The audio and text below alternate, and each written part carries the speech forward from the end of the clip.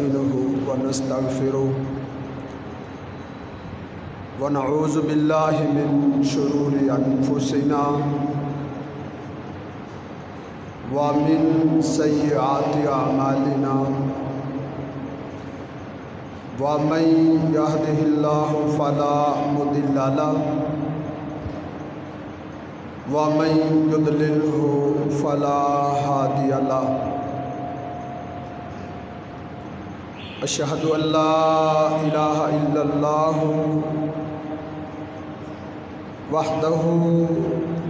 وحده لا شريك له وأشهد أن محمدًا عبده ورسوله أما بعد فإن خير الحديث كتاب الله وخير الهدي هدي محمد صلى الله عليه وسلم وشر الأمور محدثاتها وكل محدثة بدعة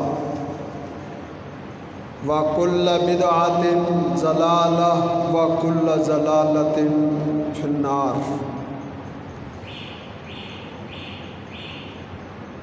إن الله وملائكته يصلون على النبي يا أيها الذين آمنوا صلوا عليه وسلموا تسليما اللهم صل على محمد وعلى آله وأصحابه وسلم أعوذ بالله السميع العليم من الشيطان الرجيم بسم الله الرحمن الرحيم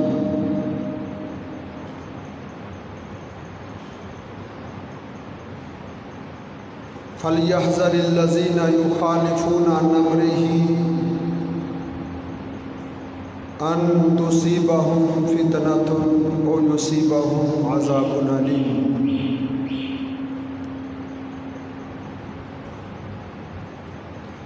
قال النبي صلى الله عليه وسلم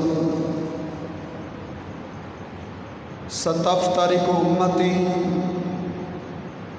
على بضع وسبعين فرقة أعظمها فتنة قوم يقيسون الأمور برأيهم فيزلون ويزلون أو كما قال النبي صلى الله عليه وسلم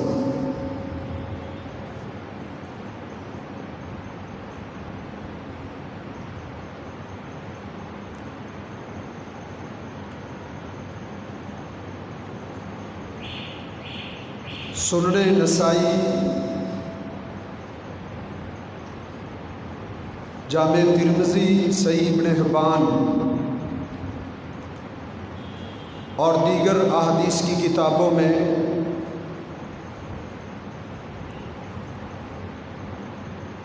ایک موقوف حدیث جسے علامہ البانی علیہ رحمہ اپنی سلسلہ صحیحہ میں لائے ہیں،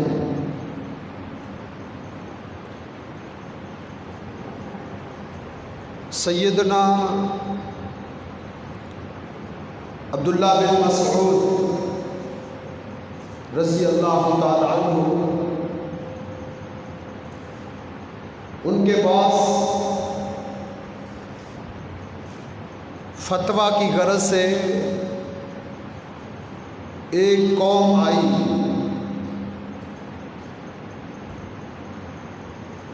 آ کے کہنے لگے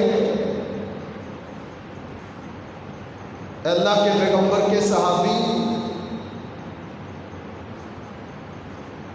ایک مسئلہ پیش آیا ہے،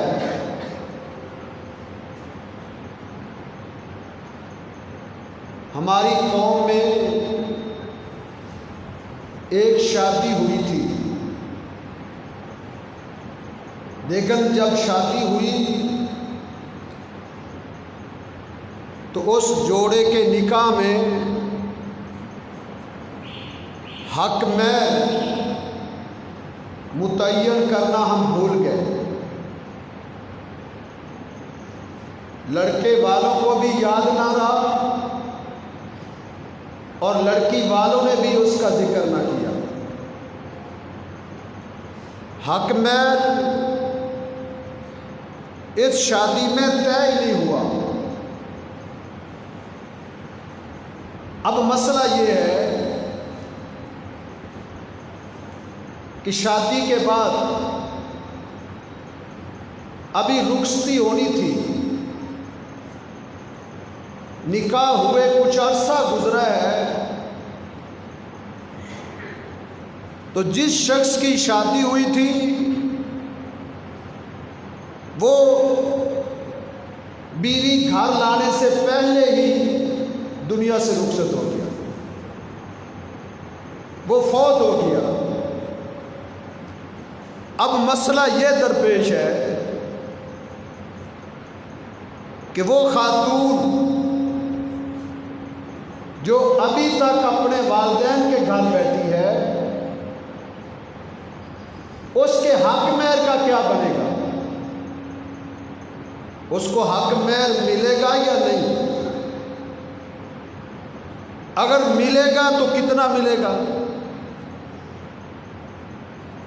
یہ مسئلہ ہے. سیدنا عبداللہ بن مسعود بڑے عظیم صحابی تھے اور بہت بڑے فقیہ تھے. اللہ کے پیغمبر صلی اللہ علیہ وسلم کے پاس آپ کی رفاقت سیدنا عبداللہ بن مسعود کو ایسے نصیب ہوئی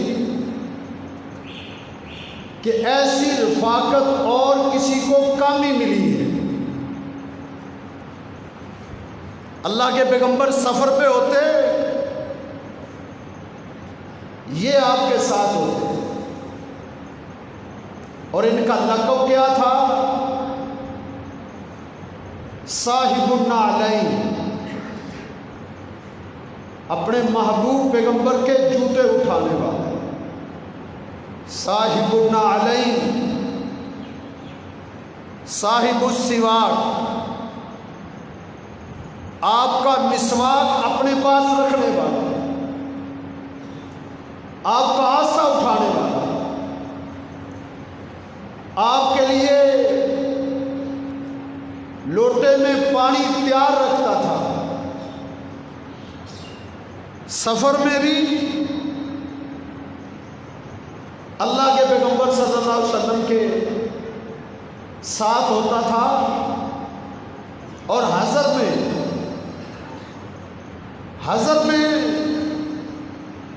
نبی علیہ السلام کے گھر عبداللہ بن مسعود کا آنا جانا ایسے تھا کہ لوگ جناب عبداللہ بن مسعود کو اللہ کے پیغمبر کے گھر کا ایک فرد سمجھتے تھے. ایک فرد جس کو اتنی قربت حاصل تھی. آج ان سے ایک مسئلہ پوچھا جا رہا ہے کہ ہمارے اس مسئلے کا حل بتائیں. عبداللہ بن مسعود فرماتے ہیں اس طرح کا مسئلہ آج تک مجھ سے نہیں پوچھا گیا. تمہارے اس قضیے اور اس مسئلہ کے بارے میں کچھ نہیں جانتا، میرے پاس کچھ علم نہیں. یہ بات اس چیز کی بین دلیل ہے، کوئی ایک بھی ایسا امتی نہیں جس کے سینے میں مکمل علم ہو، جو سب کچھ جانتا ہو، بھلے وہ محدث ہو، تابعی ہو یا صحابی ہو، کوئی ایک بھی ایسا آج تک پیدا نہیں ہوا کوئی امتی جو یہ دعویٰ کر سکے کہ مجھے میرے پاس سارا علم،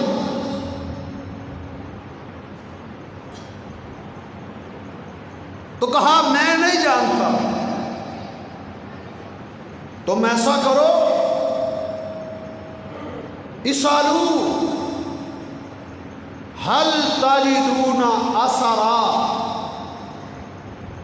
تم جاؤ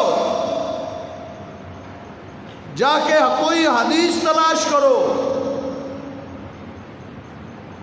وہ کہتے تھے ہمیں آپ اپنی طرف سے اس کا کوئی حل بتا دیں۔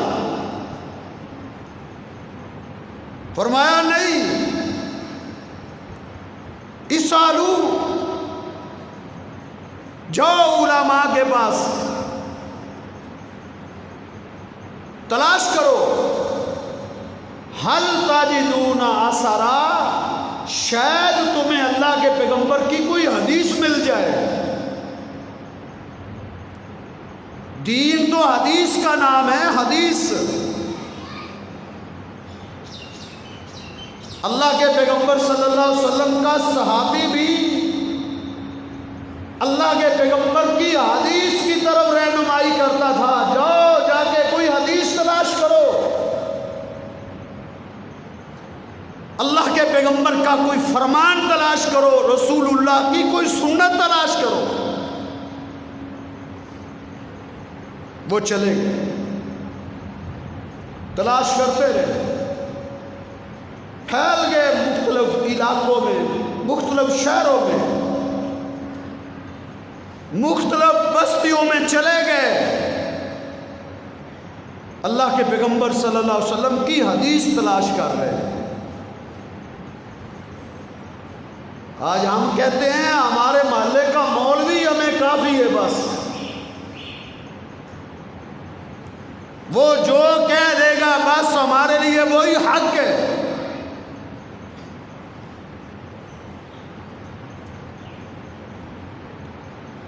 کہا جاؤ تلاش کرو۔ صحابہ یہ ترغیب دیا کرتے تھے۔ ایک اور اثر انہی کتابوں میں موجود ہے، صحیح سند کے ساتھ۔ ابو موسیٰ اشعری رضی اللہ تعالی عنہ صحابی رسول ہے،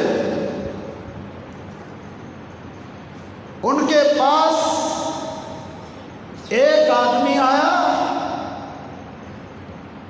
آ کے کہتا ہے صحابی رسول، ہمارا ایک آدمی فوت ہوا ہے، اس کی وراثت کا مسئلہ ہے، وہ حل نہیں ہوا۔ فوت ہونے والے نے ایک بیٹی چھوڑی ہے، ایک پیچھے اس کی بہن ہے، ایک اس کی پوتی ہے۔ وراثت کیسے تقسیم ہوگی؟ پوتی کو وراثت ملے گی یا نہیں؟ ان کے پاس بھی پوتی کی وراثت کے لیے کوئی بین دلیل نہیں تھی، کوئی واضح ثبوت نہیں تھا۔ انہوں نے اجتہاد کیا۔ اجتہاد کیا ہے؟ اجتہاد ایک وقتی ضرورت ہوتی ہے، ایک وقتی ضرورت۔ کوئی مفتی، کوئی عالم، کوئی فقیہ جب اسے کوئی بین دلیل قرآن اور حدیث میں نہیں ملتی، اس کے علم میں نہیں ہوتی، تو وہ باقی نصوص پر قیاس کرتے ہوئے ایک رائے قائم کرتا ہے، ایک اجتہاد قائم کرتا ہے۔ اس کی کوئی مستقل شرعی حیثیت نہیں ہے، یہ وقتی ضرورت ہے۔ سفیان ثوری علیہ رحمہ کہا کرتے تھے الرائے کا منزلۃ المیتۃ، رائے کی ضرورت ایک مردار کی طرح ہے کہ انسان جنگل صحرا میں چل رہا ہے، کھانے کے لیے کچھ نہیں، اسے مردار میسر آ جاتا ہے، اب وہ مجبوراً مردار کھانا وہ کھا رہا ہے، سمجھے گا حرام ہی، اس کو جائز اور حلال نہیں سمجھے گا، بے عین ہی ایک اجتہاد اور ایک رائے ہے، وہ ایک وقتی ضرورت ہے۔ سیدنا ابو موسیٰ اشعری رضی اللہ تعالیٰ عنہ نے اپنی رائے سے، اپنے اجتہاد سے انہیں مسئلہ بتا دیا کہ پوتی کو کچھ نہیں ملے گا۔ وہ آدمی نکل پڑے، انہیں کہتے ہیں ٹھہرو، ایسا کرو، جاتے ہوئے راستے میں عبداللہ ابن مسعود اللہ کے پیغمبر صحابی سے بھی ملتے جاؤ، ان سے بھی اس مسئلے کو پوچھو۔ یہ صحابہ کی سوچ، انہیں پتہ تھا یہ اجتہاد ہے، اس میں خطا ہو سکتی ہے، کہا ان سے بھی ملتے جانا۔ سَيُطَابِعُنَا، ہمارا گمان ہے کہ عبداللہ بن مسعود بھی ایسے ہی جواب دیں گے جس طرح کا جواب ہم نے دیا، وہ بھی اس فتوے کا جواب ایسے ہی دیں گے۔ سَيُطَابِعُنَا، وہ لوگ چلے، عبداللہ ابن مسعود رضی اللہ تعالیٰ عنہ کے دروازے کے پاس سے گزر رہے ہیں، دروازہ کھٹکھٹایا، صحابی رسول باہر آئے، مسئلے کا ذکر کیا، وہ جواب دینے لگے تھے تو وہ کہنے لگے یہ مسئلہ ہم نے ابو موسیٰ اشعری رضی اللہ تعالیٰ عنہ سے بھی پوچھا ہے، انہوں نے ایسے بتایا ہے، اور انہوں نے کہا ہے کہ عبداللہ بن مسعود سے بھی پوچھو، سَيُطَابِعُنَا، وہ بھی ہماری مطابقت کریں گے، وہ بھی ایسے جواب دیں گے۔ عبداللہ بن مسعود رضی اللہ تعالیٰ عنہ مسئلے کا جواب دینے سے روک گئے، کہا اب پہلے یہ سنو جو انہوں نے جواب دیا ہے، ان کی میں مطابقت نہیں کر سکتا، اگر میں بھی اسی طرح کا جواب دوں جس طرح کا جواب ابو موسیٰ اشعری نے دیا ہے، اِذَنْ ضَلَلْتُ، تب میں گمراہ ہو جاؤں گا۔ اگر میں نے بھی ان کی رائے کے مطابق جواب دے دیا تو اِذَنْ ضَلَلْتُ، پھر میں گمراہ ہو جاؤں گا، وَمَا أَنَا مِنَ الْمُهْتَدِينَ، اور میں ہدایت یافتہ نہیں ہوں۔ کیا مطلب ہے؟ رائے ہے، جتنا بھی کوئی بڑا ہو، رائے ہے، رائے کی حیثیت ایک دلیل کی نہیں ہوتی، رائے کی حیثیت شریعت کی نہیں ہوتی، وہ حدیث کے مقابلے میں نہیں چل سکتی۔ اگر کسی فقیہ اور کسی امام اور کسی مجتہد، کسی محدث اور کسی امام کی رائے کو جس نے پیغمبر کی حدیث کے مقابلے میں مانا، تو پھر اس کے بارے میں واضح بات کیا ہے جو عبداللہ بن مسعود رضی اللہ تعالیٰ نے فرمایا کہ ایزان زلالتو، کہ میں گمراہ ہو جاؤں گا۔ وہ لفظ، وہ انسان قطعاً ہدایت یافتہ نہیں، وہ قطعاً صراط مستقیم پر نہیں ہے۔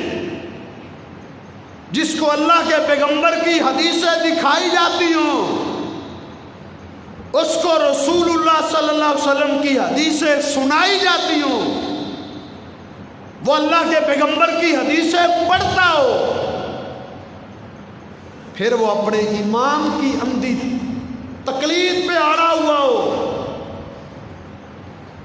لوگوں نے ایسا کیا ہے، واضح کھلے دلائل آ جانے کے بعد بھی لوگوں نے بیوانگے دول کہا ہے کہ ہم اس حدیث پر عمل نہیں کر سکتے کیونکہ نحن مقلدون، ہم مقلد ہیں، یجب علینا تقلید امامنا، ہم پر ہمارے امام کی تقلید واجب ہے۔ یہ شریعت نہیں ہے۔ شریعت کیا ہے؟ حدیث آ گئی ہے، اب اس کی پیروی کی جائے گی، اب اس کے پیچھے چلا جائے گا۔ تو یہ صحابہ کا منع تھا۔ تو عبداللہ ابن مسعود رضی اللہ تعالیٰ عنہ ان لوگوں کو کیا کہہ رہے ہیں؟ کہتے ہیں جاؤ جاؤ تلاش کرو، اسالو حل تجدون اثرا، جاؤ اللہ کے پیغمبر کی حدیث تلاش کرو، جاؤ رسول اللہ کا فرمان تلاش کرو، جاؤ اللہ کے پیغمبر کی سنت تلاش کرو، کیونکہ دین یہ ہے، اسلام یہ ہے۔ وہ لوگ چلے گئے، تلاش کرتے رہے کرتے رہے، کتنا تلاش کیا اس نے، انہوں نے، میں نے آج ہی پڑھا ہے، اتو بعد الشہر، ایک مہینے کے بعد، پورا ایک مہینہ انہوں نے بسر کیا پیغمبر کی حدیث کو تلاش کرنے میں۔ ایک مہینے کے بعد وہ واپس سیدنا عبداللہ بن مسعود کے پاس پلٹے، آگے کہتے ہیں او صحابی رسول، مہینہ ہو گیا ہمیں حدیث ڈھونڈتے ہوئے، اس مسئلے میں ہمیں اللہ کے پیغمبر کی حدیث نہیں ملی،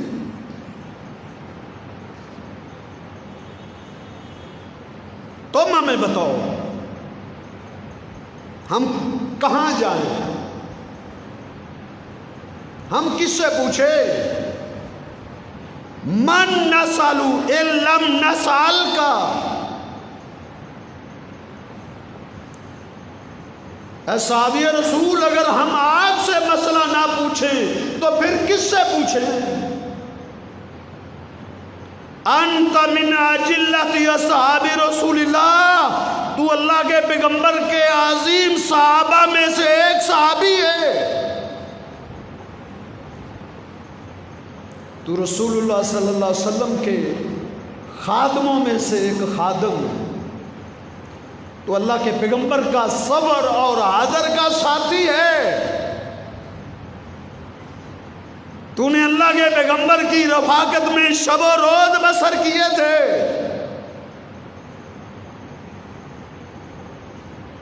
تجھ سے ہم نہ پوچھیں تو کس سے سوال کریں؟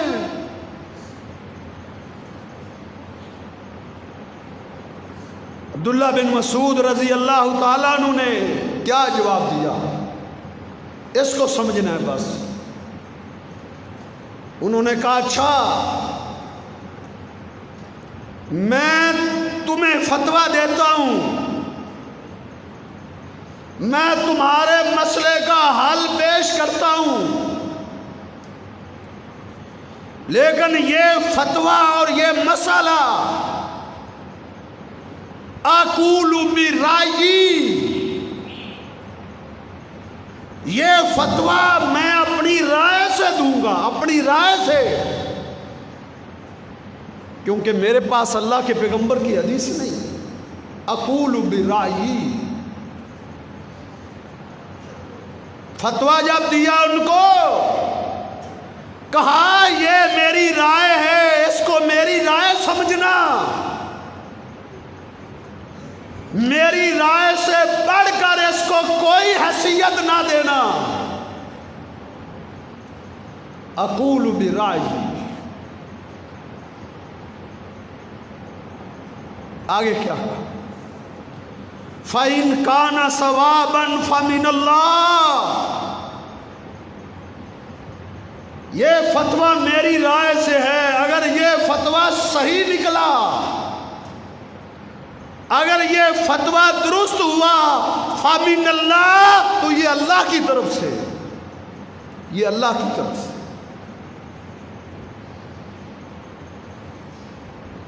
इन काना खाता, अगर ये फतवा गलत निकला, अगर ये फतवा गलत निकला,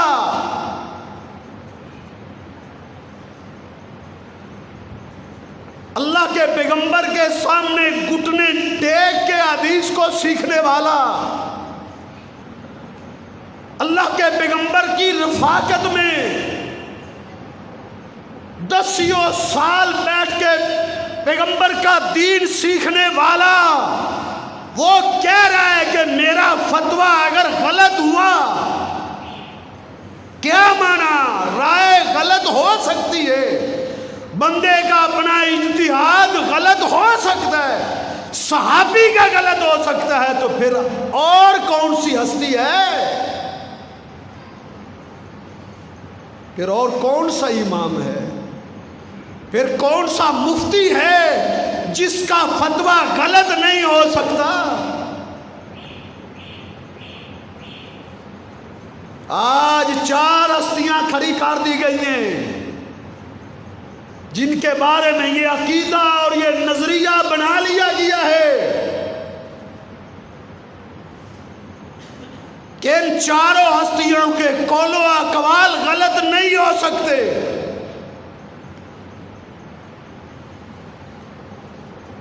मजहब बन गए। यहां देखें, कहा इनका ना खाता, अगर मेरा फतवा गलत हुआ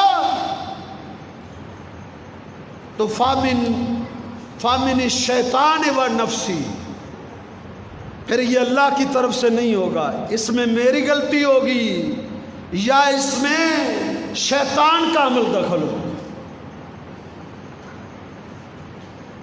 यह है एक इंसान की जाती राय और उसके इज्तिहाद की हैसियत।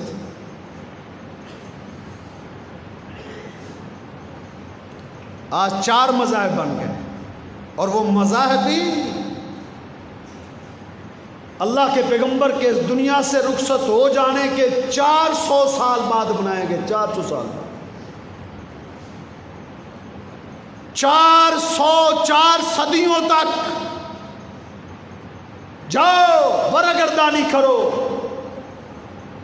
जाओ पूछो मुफ्तियान से, पूछो उलमाए किराम से, अल्लाह के पैगंबर के जाने से लेकर 400 साल तक इस जमीन पर ना हनफी मजहब था, ना शाफी मजहब था, ना मालिकी मजहब था, ना हम्बली मजहब था। 400 साल तक एक ही था। जमीन पर जितने मुसलमान थे सब मुहम्मदी थे, सब अल्लाह के पैगंबर की सुन्नत पर अमल करने वाले थे, किसी एक ही राय पर चलने वाले नहीं थे। 400 साल बाद जाके ये मज़ाहिब बने। कुछ लोग हनफी मजहब पर चलने लगे 400 साल गुजरने के बाद। कुछ लोग इमाम मालिक के पीछे लग के मालिकी बन गए पैगंबर के जाने के 400 साल बाद। कोई इमाम शाफी के पीछे लग के शाफी बन गए 400 साल बाद। कोई इमाम अबू हनीफा के पीछे लग के हनफी बन गए 400 साल बाद। 400 साल तक इन मज़ाहिब का वजूद नहीं था।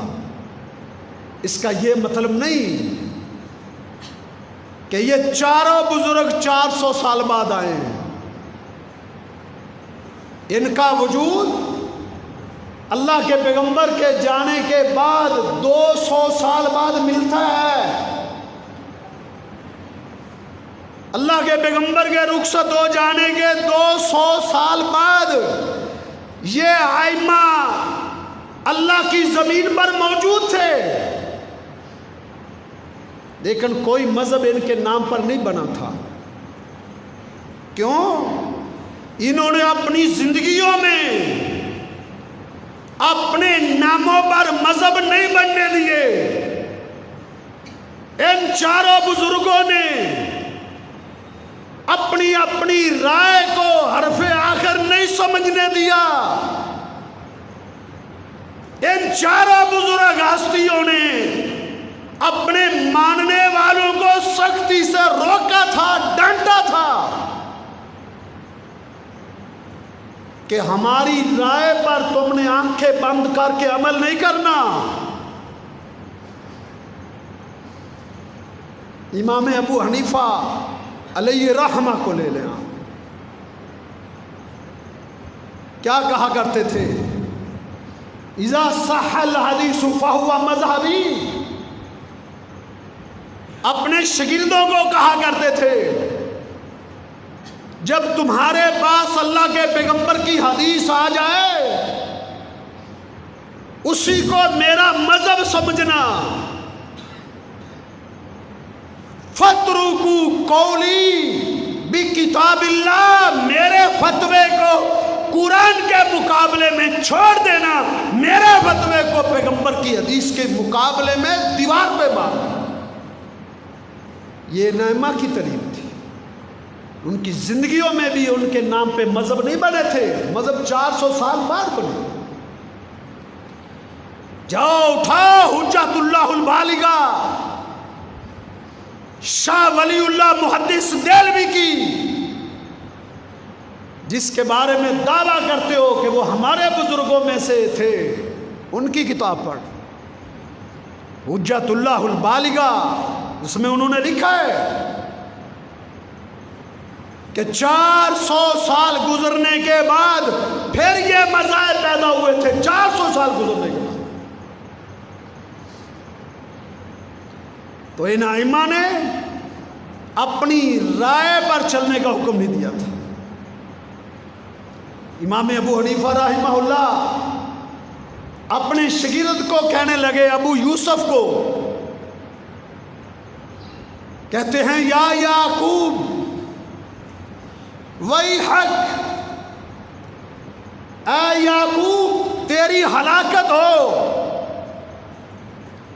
لا تکتب کل ما سمیت، تو جو فتویٰ میری زبان سے سنتا ہے تو اس کو لکھ لیتا ہے، مت لکھا کر. کیونکہ ہم ایک رائے قائم کرتے ہیں، کل ہماری اور رائے ہوتی ہے، پرسوں اور ہوتی ہے. ہم ایک فتویٰ دیتے ہیں، کل پتہ چلتا ہے اس میں غلطی تھی، ہم رجوع کر لیتے ہیں، پرسوں اور فتویٰ دے دیتے ہیں. تم ہر بات کو نہ لکھا کرو.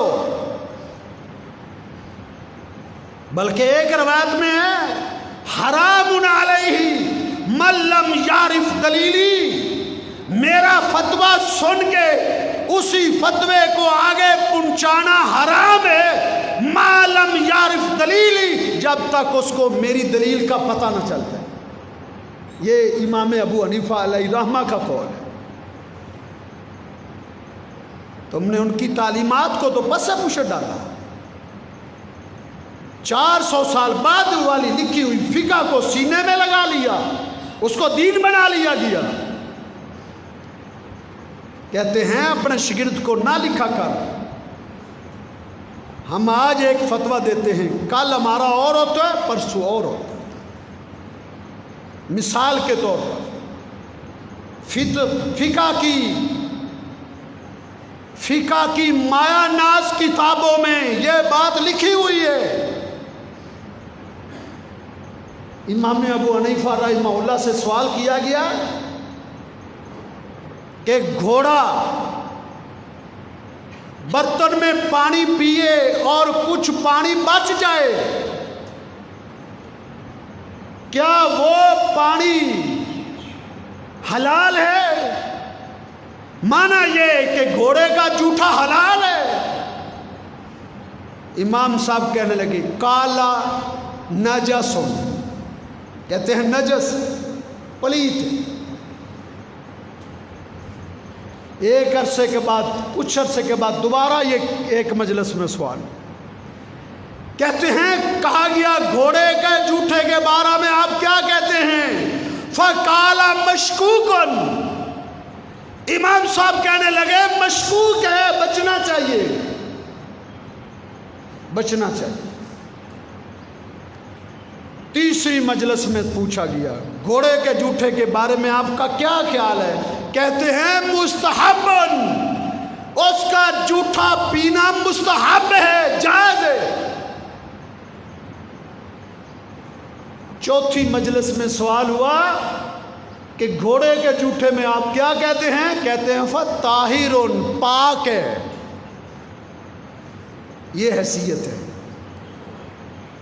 कहा मेरी हर बात ना लिखा करो, आज मैं फतवा देता हूं, कल और होता है, परसों और होता है। वो दलील के आ जाने के बाद रुजू कर लेते थे, वो अपने गलत फतवे पर अड़े नहीं रहते थे। जिस तरह आज उनके मुकल्लिदीन डटे हुए हैं, उन्हें अल्लाह के पैगंबर की हदीसें दिखा लो। आंखों से देख कर भी अल्लाह के पैगंबर की हदीसों को नहीं मानेंगे, कहेंगे हम मुकल्लिद हैं।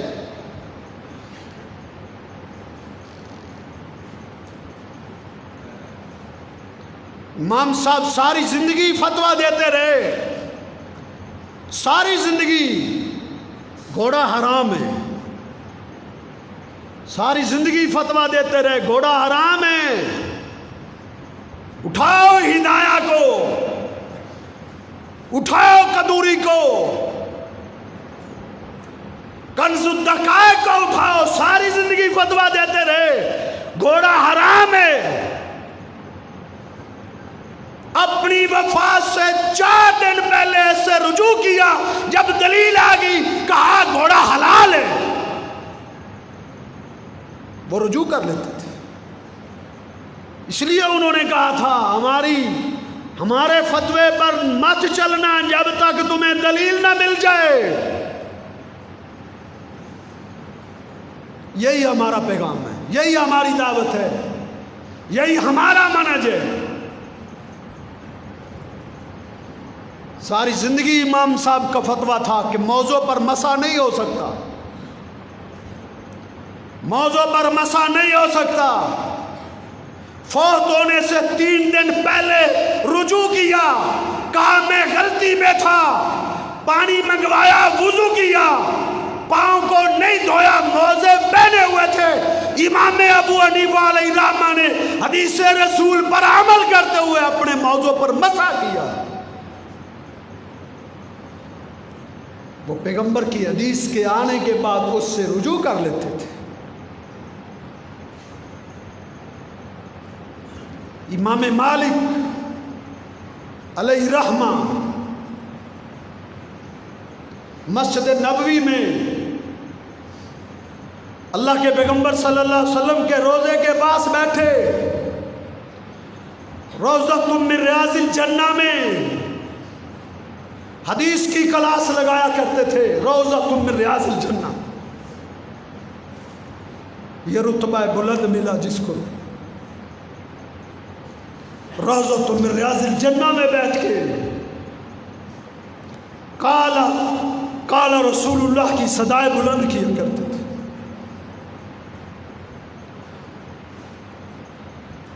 और हदीस बयान करते हुए हुजरा आयशा की तरफ उंगली उठाते, हुजरा आयशा की तरफ इशारा करते, शिगिर्दों को कहते कितना बड़ा मुफ्ती और कितना बड़ा इमाम क्यों ना हो, اس کے فتوے کو لیا بھی جا سکتا ہے، اس کے فتوے کو رد بھی کیا جا سکتا ہے، اللہ صاحبہ حاضل قبر، سوائے اس قبر میں لیٹنے والے کے اس کے ہر قول کو لیا جائے گا، کسی قول کو رد نہیں کیا جائے گا۔ اسی روضۃ من ریاض الجنہ میں بیٹھے درس حدیث ارشاد فرما رہے تھے، ایک شخص کھڑا ہوا، کہنے لگا امام صاحب وضو کرتے ہوئے پاؤں کی انگلیوں کا خلال، اس کے بارے میں آپ کا کیا فتویٰ ہے؟ کیا وضو کرتے ہوئے انگلیوں کا خلال بھی کرنا چاہیے، ہاتھ پاؤں کی انگلیاں؟ امام صاحب نے کیا کہا؟ ما علیہ اہل المدینہ، مدینہ تو رسول میں بیٹھے، ما علیہ اہل المدینہ، انگلیوں کا خلال مدینے کے علماء میں نہیں ہے،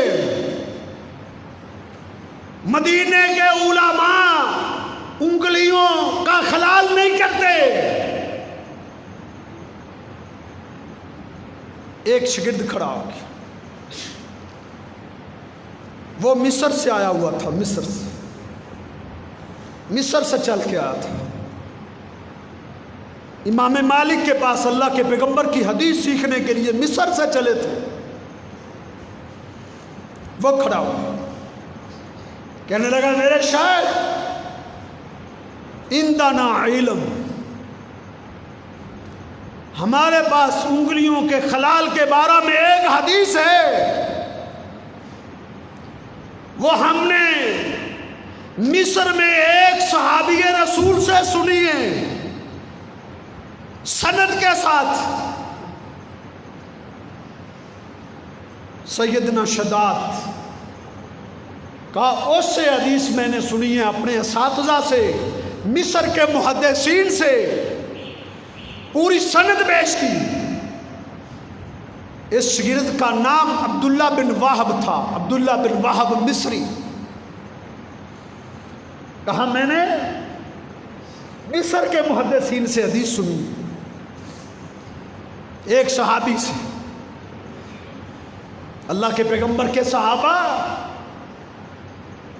مدینے میں نہیں بیٹھے رہے تھے، وہ اللہ کے دین کو لے کر کائنات میں پھیل گئے تھے،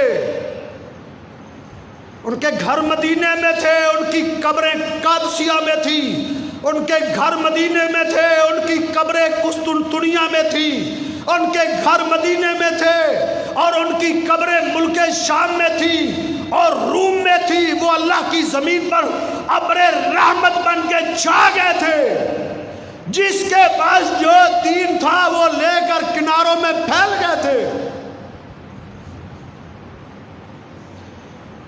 انگلیوں کا خلال کرنے والے صحابہ دنیا میں چلے گئے تھے، ان صحابہ میں سے ایک جناب شداد تھے جو مصر میں تھے۔ مصر میں انہوں نے اپنے شاگردوں کو بتائی۔ امام مالک کا شاگرد عبداللہ بن وہب کہتا ہے استاد محترم عندنا علم، اس بارے میں ہمارے پاس رسول اللہ کا فرمان ہے، دلیل ہے کہ رسول اللہ صلی اللہ علیہ وسلم نے فرمایا تھا کہ اپنی انگلیوں کا خلال کیا کرو، وضو کرتے ہوئے ہاتھ اور پاؤں کی انگلیوں کا خلال کیا۔ سند جب سنی امام مالک نے تو کیا کہا؟ ان ھذا الاسناد حسن، یہ سند تو حسن ہے، یہ جو راوی آپ نے بیان کیے ہیں سارے راوی ثقہ ہیں۔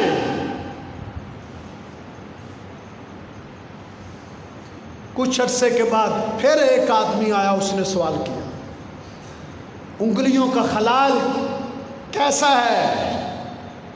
کیا کہا سنتن، انگلیوں کا خلال کرنا سنت ہے، یہ نہیں دیکھا کہ مدینے کے علماء کا اس پر عمل نہیں ہے. اللہ کے پیغمبر کی حدیث کے مقابلے میں مدینے کے علماء کے فتوے کو بھی چھوڑ دیا گیا کیونکہ پیغمبر کی حدیث آ گئی تھی.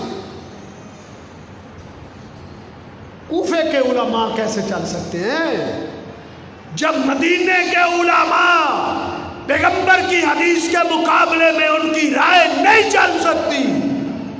پھر دنیا کا اور کون سا کنارہ ہے، دنیا کی اور کون سی بستی ہے، دنیا کا اور کون سا شہر ہے جہاں پیدا ہونے والا، جہاں رہنے والا کس قدر بھی عظیم ہو، اس کی بات پیغمبر کی حدیث کے مقابلے میں نہیں چل سکتی. یہ دین ہے. عبداللہ ابن مسعود رضی اللہ تعالیٰ کہنے لگے اقول برائے، میں اپنی رائے سے فتویٰ دوں گا، اپنی رائے سے.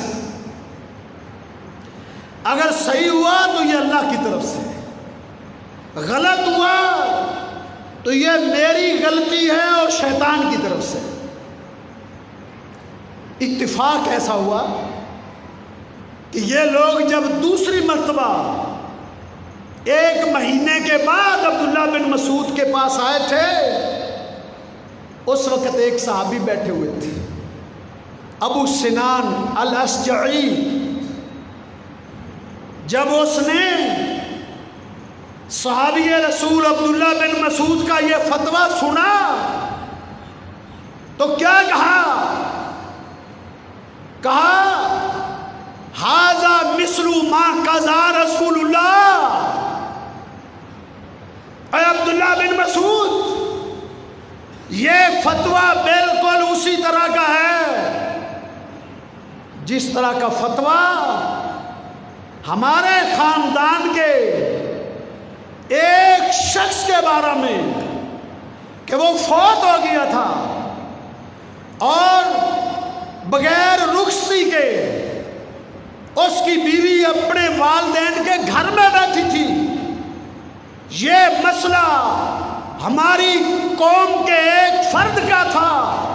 اللہ کے پیغمبر کے پاس میری قوم کے لوگ آئے تھے، انہوں نے اللہ کے نبی سے یہ مسئلہ پوچھا تھا کہ ہماری عورت کو حق مہر ملے گا یا نہیں ملے گا تو کتنا ملے گا.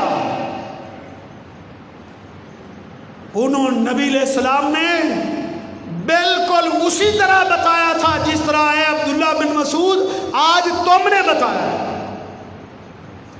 عبداللہ بن مسعود رضی اللہ تعالیٰ نے کیا بتایا تھا کہ اس کو عام خاندان کی عورتوں کے برابر حق مہر اس کو دیا جائے گا، اس کو اس کے خامد کی وراثت میں سے اس کو وراثت بھی ملے گی اور یہ 4 مہینے 10 دن عدت بھی بسر کرے گی. یہ عبداللہ بن مسعود رضی اللہ تعالیٰ نے فتویٰ دیا تھا. دوسرے صحابی نے کہا اللہ کے نبی نے بالکل اسی طرح جواب دیا تھا. صحابی رسول عبداللہ بن مسعود پکار اٹھے اللہ اکبر الحمدللہ، خوش ہو گئے، فرمانے لگے کہ ہر بندے کو اس کی زندگی میں خوشیاں نصیب ہوتی ہیں، ہر شخص کو خوشیاں ملتی ہیں. کہا میری زندگی میں 2 خوشیاں ایسی ہیں جو قابل ذکر ہیں. سب سے بڑی خوشیاں میری زندگی میں 2 آئی. ایک خوشی وہ تھی جس دن میں نے اسلام قبول کیا تھا، اس دن مجھے بہت خوشی ہوئی تھی. اور دوسری بڑی خوشی آج ہو رہی ہے کہ میرا فتویٰ اللہ کے پیغمبر کی حدیث کے مطابق نکلے، میرا فتویٰ رسول اللہ کے فرمان کے مطابق نکلے. اب مجھے یہ سمجھ نہیں آ رہی کہ میں اس کو بڑی خوشی سمجھوں یا اس کو بڑی خوشی سمجھوں. یہ اللہ کے پیغمبر کے صحابہ تھے، یہ ان کا منہج تھا.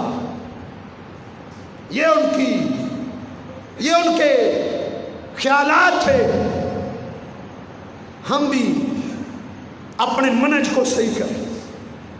اللہ کے پیغمبر صلی اللہ علیہ وسلم کے فرمان کے سامنے سر خم تسلیم کریں. جب آپ کے سامنے کوئی اللہ کے پیغمبر کا فرمان کھول کے دکھا دے، سند صحیح ہو، بخاری اور مسلم میں ہو، چونکہ چنانچہ مت کرو، اگر مگر مت کرو. پیغمبر کی حدیث کے مقابلے میں اپنے امام اور مفتی کے قول کو نہ لو. عبداللہ بن عباس رضی اللہ تعالیٰ عنہ نے ایک مجلس میں فتویٰ دیا. ایک بندہ کھڑا ہوا، کہا آپ نے جو فتویٰ دیا ہے ابو بکر اور عمر رضی اللہ تعالیٰ عنہما کا فتویٰ اس کے خلاف ہے.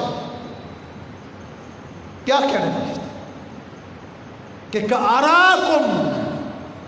اراکم ستہلکون، مجھے خطرہ ہے تم ہلاک ہو جاؤ گے، تم برباد ہو جاؤ گے، تم تباہ ہو جاؤ گے.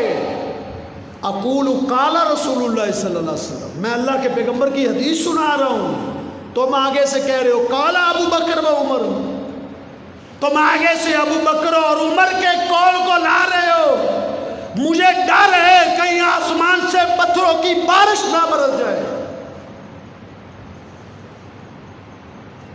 دیکھو اللہ کے پیغمبر کی حدیث کے مطابق اپنی نمازیں بنا لو. اللہ کے پیغمبر کی حدیث کے مطابق اپنی خوشی اور غمی بنا لو، اپنی وضاحت بنا لو، اپنی بود و باش بنا لو، اپنی زکوٰۃ اور اپنے صدقات اور زندگی کے تمام معاملات پیغمبر کی حدیث کے تابع کرو. اللہ ہمیں جب تک زندہ رکھے رسول اللہ صلی اللہ علیہ وسلم کی حدیث آپ کی سنت پر قائم رکھے. موت آئے تو اللہ کے پیغمبر کی سنت کی محبت میں موت آئے. قولی ھذا استغفر